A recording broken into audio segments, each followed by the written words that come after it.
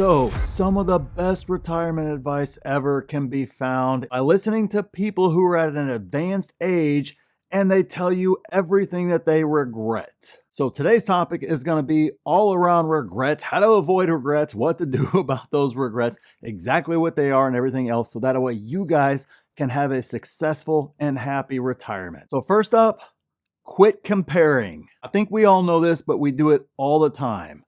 Comparison is kind of the thief of all joy, but yet our entire society is set up completely around it. You compare what cars you have, what your kids are doing, what house you have, what your money is. Everything is a giant comparison, but more importantly, it's all kind of fake. And when you speak to folks who are older, that's one of their biggest regrets is they wish they would have lived their life and completely ignored trying to compare themselves to everybody else and trying to just keep up with everybody else, right? Keep up with the Joneses. I don't know a single person who's like, yeah, I'm so glad I tried to keep up with the Joneses all my life, because it always led to significant disaster, to include not being able to retire in the first place. It leads to massive debt and a delay in retirement, or like we just said, you don't get to retire at all. That is what comparing yourself to others does. And it's absolutely a massive regret that almost everybody has at their old age. Number two, plan out your post-retirement life. Now, I know we all know that most folks don't actually plan for retirement in any way, shape, or form. That's why most folks can't retire. It's always on a luck and a play. Like, yeah, I'll catch up one day, right? Oh, I'll contribute to my 401k later on and I'll catch up there. Or I'll have my big break coming. I got my big promotion coming. That's not what I'm talking about right here. For the folks that actually plan out the retirement, maybe they got a pension, maybe they got whatever the case is, they actually get to retirement. They hit that age, and then the next day they're retired and they have no plan. And the plan was, I'll plan that out whenever I retire. But what you don't realize is, especially if you have a significant other, your lives have gone in two different directions this entire time. They're thinking, hey, I want to stay at home. I want to stay near my kids so that way I can play with my grandkids. And I got my friends and, everything, my doctors and everything else right here set up. And then the other spouse is thinking, oh, well, I wanted to travel the United States, or I wanted to travel the world. Yeah, I love my grandkids, but I only want to see them every once in a while. They annoy me. They're annoying. The parents don't discipline them. Whatever the case is, they want to travel. And now what they end up doing, because they can't figure it out, because they never planned it out to begin with, is they both just kind of do nothing, right? You see that repeatedly with folks that are retired. They had all these things they talked about for years that they were going to do, but because they never actually planned it, when it came time they were actually able to retire, they end up doing nothing. They end up watching more TV than anything else, or really not doing anything except for routine things like grab the groceries, go to your doctor's appointments, grab your prescriptions. A pretty mundane, boring life, when if you could have talked to them 20 years earlier, they had all these grand plans that they were going to do with that time.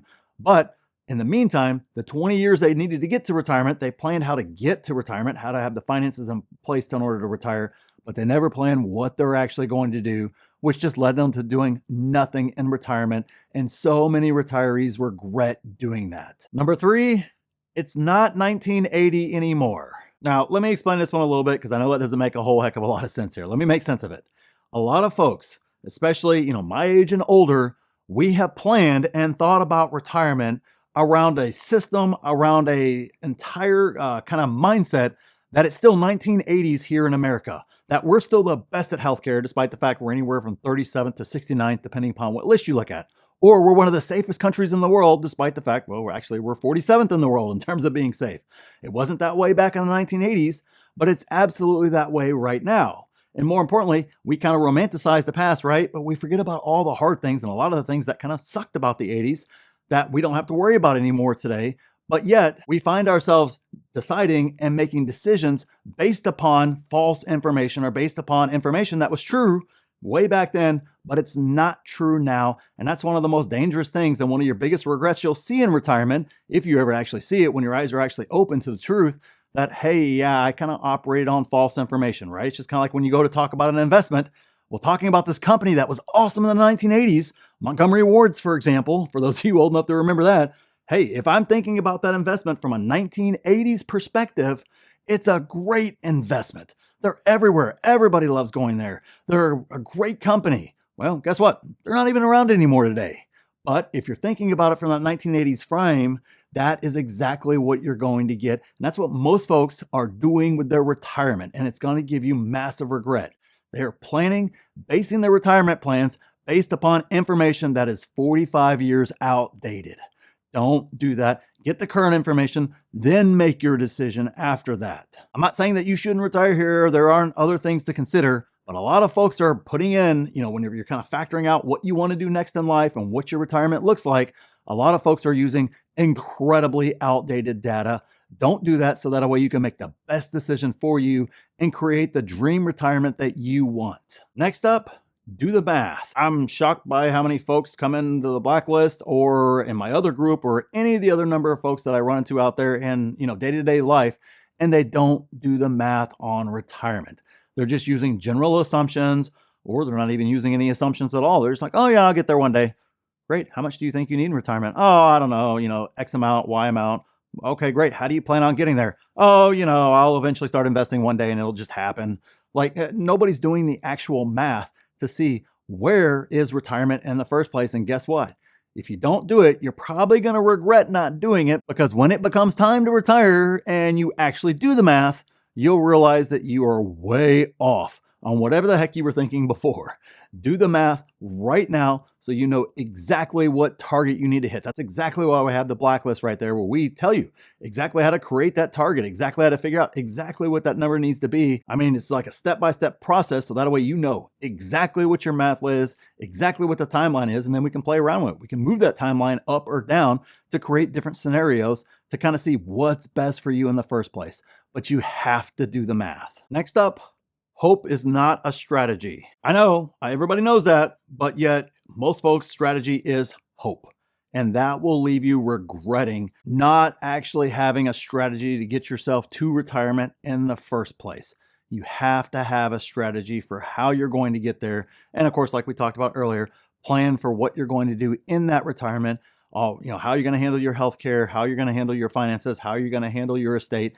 Everything else involved in that. Hope is not a strategy for getting yourself there in the first place. You will end up regretting it, because you will end up working the rest of your life if that is indeed your strategy. And you might not even know it, but if you can't tell me specifically what your strategy is, well, unfortunately, you're using hope as your strategy, and it's probably not going to work out well. Next up is learn to invest. Going right along with hope as a strategy, well, a lot of folks hope with their investing. Oh, I'm just going to put money into the stock and hope that it goes to the moon. Or, oh, I'm just going to buy real estate randomly and, just hope that it does really, really well. Everybody else says real estate's a good investment, so it'll be fine. Don't worry about it. Hope is a terrible investment strategy. You have to learn how to actually invest. Successful investing can actually be one of the safest things that you do. It's actually safer than doing nothing. It's actually less risky than doing nothing, only if you learn how to actually do it. If you don't learn how to do it, it is unbelievably risky and you're probably going to lose. So take that time and learn how to invest. That's what my other channel is all about, investing in the stock market. You want to join my group? We talk about stock market investing. We got a course on real estate investing, a lot of different avenues to go there, but learn how to do it. And the last one, stop buying stuff. I've never met anybody who's on their deathbed or retired that said, I wish I would have bought more stuff. But yet we constantly buy more stuff. When you buy more stuff, it leads to more work. I don't know about you guys, but part of wanting to retire is to not have to work anymore. And the more stuff you buy, the longer you have to work. Every single dollar you spend today is dollars that in the future you have to make in order to make up. So every dollar you spend today basically extends your working life, depending upon how much money you have and how much time you spend and everything else of that nature. It extends your working life longer. Every dollar you spend today extends your working life on the back end. So would you rather have more stuff, or would you rather that back end become much shorter? That's the decision you have to make. And that's the decision you are making when you choose to buy more stuff, which again, everybody regrets buying all that stuff in the end when it comes time. Check out the pinned comment down there if you want access to that blacklist, where we have a complete system where you can go from zero to retired on as little as $300,000 and as quickly as in a year. Make sure you check it out. It's the pinned comment down there. So thanks for watching, and we'll see you in the next video.